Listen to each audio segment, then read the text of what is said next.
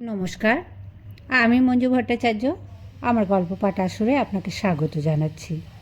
পড়ছি হে মহাজীবন গ্রন্থ থেকে বাল গঙ্গাধর তিলকের সংক্ষিপ্ত জীবনী।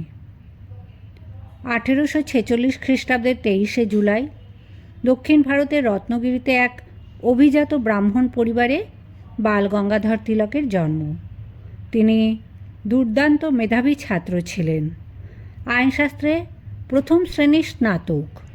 অন্যদিকে সংস্কৃত তথা প্রাচীন ভারতের ধর্মগ্রন্থসমূহ ও সাহিত্যে প্রগাঢ় পাণ্ডিত্য।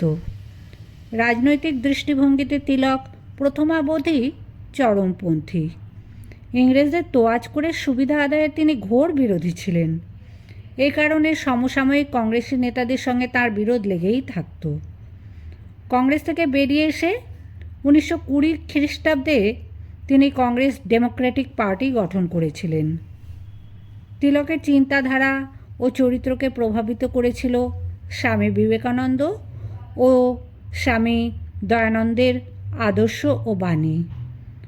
1882 খ্রিস্টাব্দে তিলক কারারুদ্ধ হন। 1897 খ্রিস্টাব্দে তাকে কয়েদ করা হয় রাষ্ট্রবিরোধী ষড়যন্ত্রের অভিযোগে।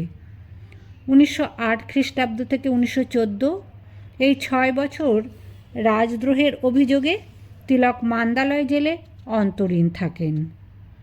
তিলক কংগ্রেস ও মুসলিম লীগের মধ্যে একটা সমন্বয় সাধনের খুব চেষ্টা করেছিলেন।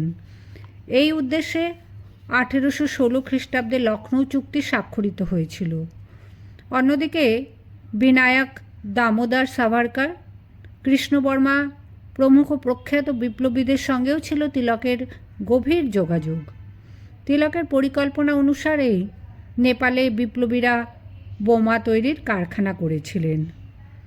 তিলক ছিলেন অসাধারণ বাগ্মী। তার পাণ্ডিত্যের গভীরতা ছিল বিস্ময়কর। তার রচনার দ্বারা মারাঠি সাহিত্য বিশেষভাবে সমৃদ্ধ হয়। তিনি মারাঠি এবং কেশরী নামের দুখানা সংবাদপত্র দক্ষতার সঙ্গে সম্পাদনা করেছেন। 1919 খ্রিস্টাব্দে তাঁর প্রতিষ্ঠিত হোম রুল লীগের সঙ্গে ব্রিটিশ শ্রমিক দলের তিনি একটি মিলন মঞ্চ গড়ে তোলেন। লেখক তিলকের অবদানও অবিস্মরণীয়। আর্য সভ্যতার উপর রচিত তাঁর দ্য আরিয়ান নিবন্ধ অসাধারণ। The Arctic home in the Vedas তাঁর রচিত একটি বিখ্যাত গ্রন্থ।